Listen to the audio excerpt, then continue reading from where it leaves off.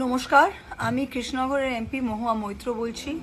আমি সমস্ত মুসলিম ভাই বোনদের কাছে একটি আবেদন করতে চাই যে আপনারা প্লিজ এখন এই ওয়াকফ সংশোধনী অ্যাক্টের পরে বাংলায় যা একটু আমরা অসন্তোষ আবেগ যা প্রকাশ হচ্ছে আপনাদের আমরা হাত জোর করে আবেদন করছি আপনারা প্লিজ সংযত হন।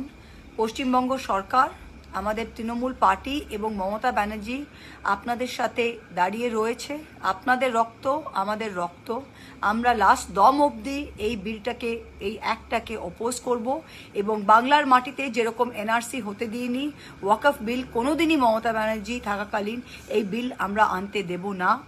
আমি নিজে এটা সুপ্রিম কোর্টে আবেদন করেছি, 16 তারিখে এটা উঠছে কোর্টে। আমরা এটা টুথ অ্যান্ড নেইল অপোজ করছি এবং কোনো মুসলমান ভাইকে, দ্বিতীয় শ্রেণীর ভাই বা বোনকে দ্বিতীয় শ্রেণীর নাগরিক হয়ে পশ্চিমবঙ্গের মাটিতে থাকতে হবে না। শুধু একটাই আবেদন আপনাদের করছি যে এই সময় উত্তেজনা, আবেগপ্রবণ কাজ যেন করবেন না। এটা কেবল বিজেপির হাতে নিজেদের তুলে দেয় না।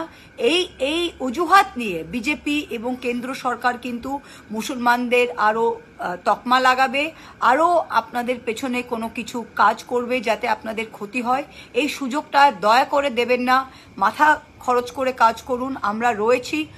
আপনাদের মাথার একটা চুলও কেউ ছুঁতে দেবে না।